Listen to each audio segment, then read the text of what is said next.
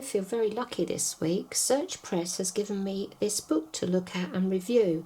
So today we're going to look at Simply Paint Flowers, 25 Inspiring Designs in Easy Steps by Becky Amelia. Now, I absolutely adore painting flowers, and so I was very excited when this book arrived that I could have a look and see and learn a little bit more about Becky Amelia. So Becky Amelia is an illustrator who is inspired by all things botanical. So that automatically inspired me that I'm looking at artwork by someone who absolutely loves drawing botanicals. So we know that Search Press books are always excellent quality, and we know that the content is always excellent. So we're going to get straight into looking at the actual projects here, and we've got an introduction, materials and basic techniques and tips. So 25 lovely flower designs to copy. But Becky does mention in here she hopes she will experiment a bit, and she says that flowers are an endless source of inspiration, and that painting does not have to be daunting. You don't have to spend years studying classical painting. You don't need expensive equipment, and I totally agree with all of that. It's something that I've mentioned many times. You don't need a lot of expensive paint just to enjoy yourself and create some lovely art. So Becky is assuming that you don't have any prior knowledge, so everything is set out in very simple steps. And she does say here that although she has a certain outcome in mind, please don't feel you have to follow my illustrations to the letter. You don't have to mix the exact shade of colour. You don't have to have your leaves facing the same way. So there's a lot of freedom here to interpret the projects as you wish. And I think that's really nice, that there's no fixed idea of your finished picture. This is just a guide of how Becky has done her picture, and you can interpret that however you want. So unlike most other art books, there's no extensive list of expensive paint and equipment. Becky is using purely gouache and watercolour. So gouache is like a flat matte watercolour type paint. If you haven't used it before, it's great fun to use.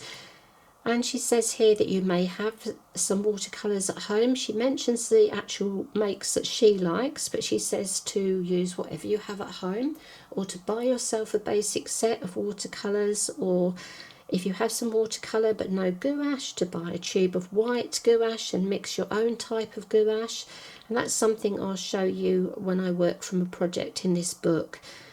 So we have a lot of freedom with this. She actually mentions the colours that will be useful to you. She says that also that you can mix your own colours. Now, you maybe think you don't know how to mix colours, but most people will know that you can mix red and blue and get a purple.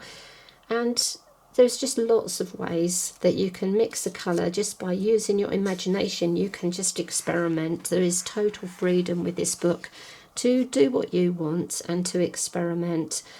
Something that is really important is the paper. Now, here Becky mentions the brand of paper that she uses, and it is so important that even if you're using a cheaper paint, that you use the best quality paper, otherwise you will not get a good result.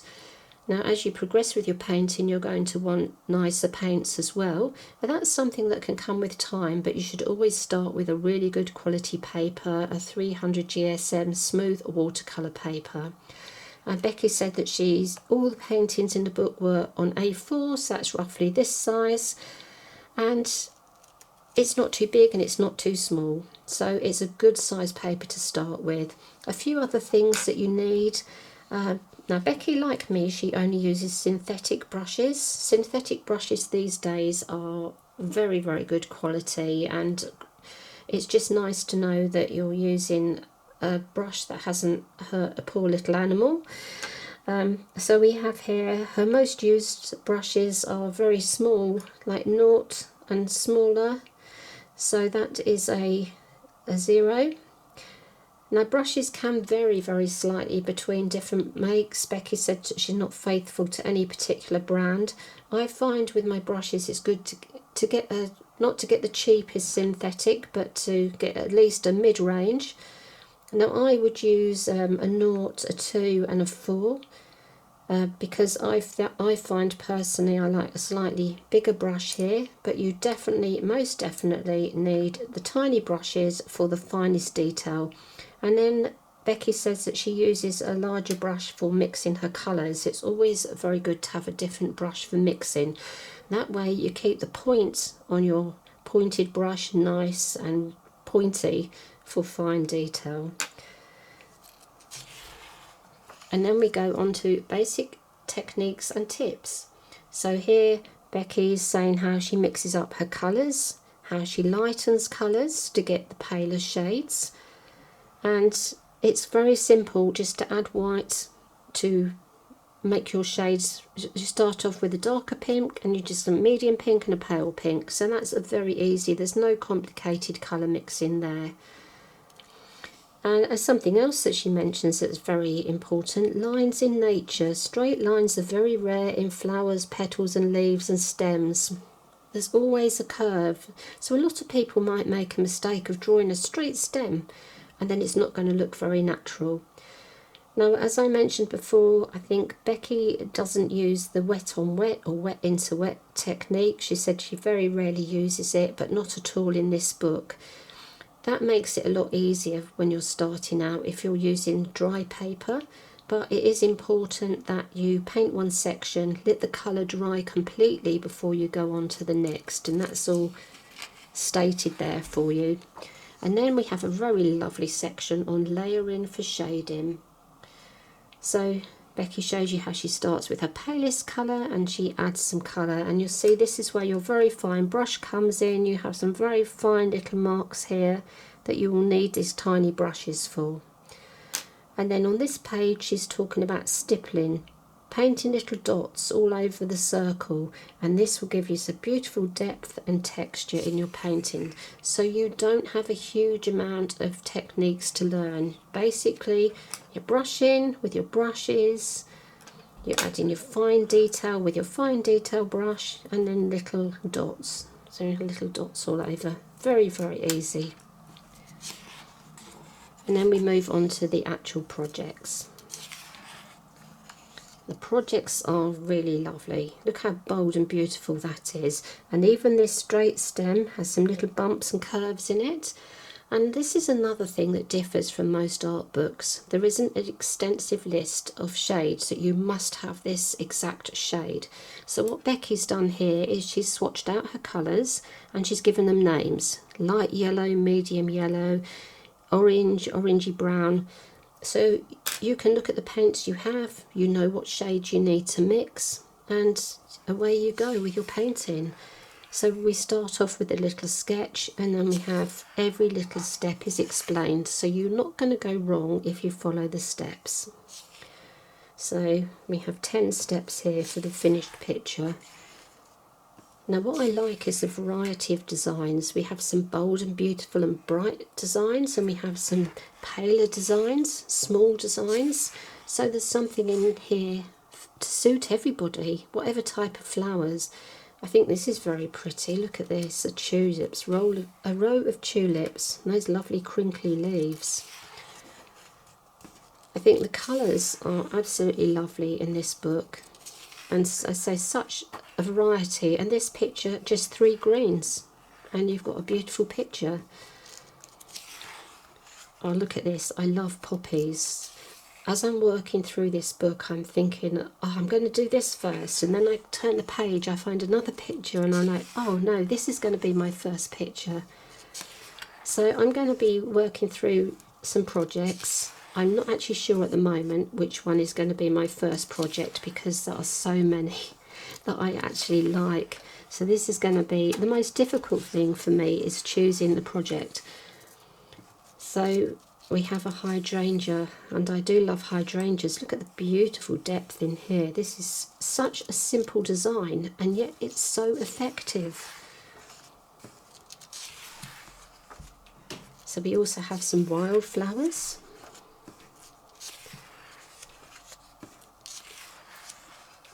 Lavender.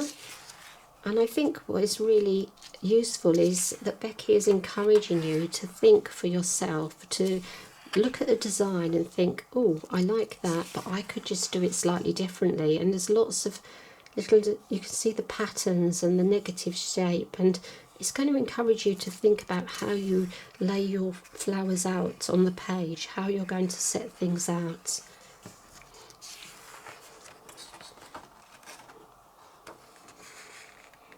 Such stunning pictures. And this is dried flowers, so you've got the beautiful autumn colours. Tansy. As you can see how you use that stippling around there to add some depth into this and some texture. And this is something you may think you can't paint a white flower on a white background, but Becky shows you how you can do that very effectively. I think this is beautiful, the heather, look at that, it's so lovely. Right, I've seen about 4 projects that I want to do first, so I'm going to have to sit down and work out which project to actually start on. I think this is a book that you'll love to come back to and work through. I think that once you start painting simple flowers, I think you're going to enjoy it so much that you're going to just want to paint more and more. And I think that's the aim of the book, to encourage you to enjoy the painting process so that you don't have to spend a lot of money to start. You can just pick up what you have, start painting, and I think that you will just enjoy this so much that you will expand with your painting, your knowledge will increase, and you will actually create your own designs. After working from a few designs in this book, I think that you'll allow your imagination to take over. So it's all about someone giving you the actual substance that you need to think about what you're doing. You're getting the subjects down here, and it's the rainbow effects. It's encouraging you to think for yourself, to let your imagination run riot and just enjoy the simple designs of nature without worrying about the finished project. So there we go, we have a lovely little book, Simply Paint Flowers by Becky Amelia. So if you're thinking of starting out in flowers and you think it's too hard to paint botanicals, I can assure you with this book it's made very, very easy. And watch out, in a few weeks time I'm going to put up a video with the projects that I've managed to do from this book. And I'm going to look at the book as if I'm a total beginner. I'm going to follow the steps faithfully for my first project and just show you how easy it is to paint a beautiful design. So thank you, Becky. Thank you, Search Press.